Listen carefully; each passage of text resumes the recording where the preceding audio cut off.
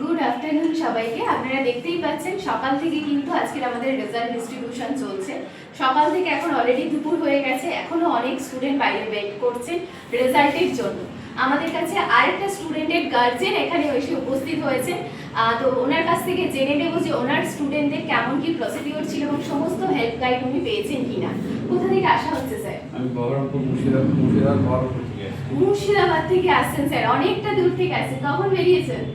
সকাল 6টার সময় বেরিয়েছেন, অনেকটা দূর, আবার ওনাকে ফিরতে হবে। তো স্যার এখান থেকে আপনার কোন কোন স্টুডেন্ট পরীক্ষা দিয়েছিল একটু যদি বলেন। এখান থেকে আমার ভাগনা আর ছেলে দুজনেই পরীক্ষা দিয়েছে। আচ্ছা, কি কি নাম আছে? সৌভিক মজুমদার আর অভিরূপ সরকার। বাহ, খুবই ভালো। ওনার ছেলে এবং ভাগনা দুজনেই কি উনি কিন্তু অ্যাডমিশন প্রসেস করিয়েছিলেন। তো আপনি কি স্যার এসে অ্যাডমিশন করিয়েছিলেন না অনলাইন? না, অনলাইন বলতে না, ভাগনা এসেছিল, ভাগনা আচ্ছা, একজন এসে অ্যাডমিশন দুজনের জন্য অ্যাডমিশন প্রসেস করেছে। তো কোন ম্যাডামের কাছে ভর্তি হয়েছিলেন স্যার? ম্যাডাম পূজা ম্যামের কাছে ভর্তি হয়েছিলেন। তো অ্যাডমিশন থেকে আপ টু স্যার এই যে জার্নিটা একটা বছরে, সেটা কেমন ছিল যদি একটু বলেন। এটা ভালো ছিল, খুবই ভালো ছিল, তাই তো? কোনো সমস্যা হয়নি? তো ছেলে বা ভাগনা ওদের থেকে তো আপনি আপডেট পেয়েছেন যে অনলাইন ক্লাস, নোট সাজেশন সমস্তটা কেমন ভাবে পেয়েছেন? সবটা ঠিকঠাক ছিল তো? কোনো প্রবলেম হয়নি? আচ্ছা, এই যে উচ্চ মাধ্যমিক সায়েন্স যেটা করছেন স্যার, এটা তো পরবর্তীকালে কোনো কোর্স করার জন্য। তো আমি যতদূর জানি যে অলরেডি ফার্মাসিতে অ্যাডমিটেড দুজন, তাই তো? হ্যাঁ, দুজনেই ফার্মাসিতে। আচ্ছা, আপনার কি ওষুধ দোকান আছে স্যার? হ্যাঁ। নিজস্ব ওষুধ দোকান আছে? হ্যাঁ, ভাগনা নিজস্ব দোকান। আচ্ছা, আর আপনারও কি দোকান আছে? হ্যাঁ, আমারও শুরু করেছি। আচ্ছা, বা খুবই ভালো বিষয়। দুজনে কিন্তু একদম প্রি প্ল্যান হয়ে কিন্তু ওনারা এইচএস কমপ্লিট করে কিন্তু ফার্মাসিতে অলরেডি অ্যাডমিশন নিয়ে নিয়েছে। তো এমন কোনো বিষয় নেই যে এইচএস কমপ্লিট হওয়ার পরে কিন্তু ফার্মাসি ভর্তি হতে হবে, এমন কোনো বিষয় নেই। স্যার আমাদের সামনে জ্বলন্ত উদাহরণ যে উনি কিন্তু এইচএস এর সাথে কিন্তু ফার্মাসি প্রসেসও করেছিলেন। ইভেন ওনার দোকানও রয়েছে এবং ওনার যে ভাগনা রয়েছে তারও দোকান রয়েছে।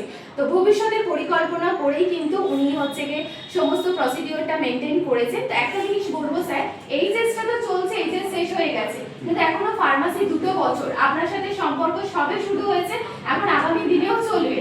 আপনাকে একটা জিনিস জিজ্ঞেস করবো স্যার, হালদার গ্রুপকে নিঃসন্দেহে ভরসা করা যায়? হ্যাঁ, নিঃসন্দেহে ভরসা করা যায়। কোনো সমস্যা হয়েছে কি আপনার? ফোনে পাননি বা এরকম কোনো বিষয়? এখন অবধি তো কোনো সমস্যা হয়নি। আচ্ছা, ভালো পেয়েছি। আচ্ছা, শুধু পূজা ম্যাম না, আমাদের যে টিচার সবাই, আমি ডিপার্টমেন্ট এর আগে সবাই এসেছিলাম, পরীক্ষার সময় এসেছিলাম, সবারই ব্যবহার ভালো, সবকিছু ভালো পেয়েছি।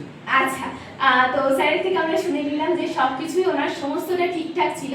তো ভাবনার ছেলেকে তো করাচ্ছেন, বাড়ির লোকজনকে তো ভর্তি করিয়েছেন? আমি আমার বন্ধু বান্ধব যাকে দেখি যেই বলে আমি বলি, এখানে ফোন করি।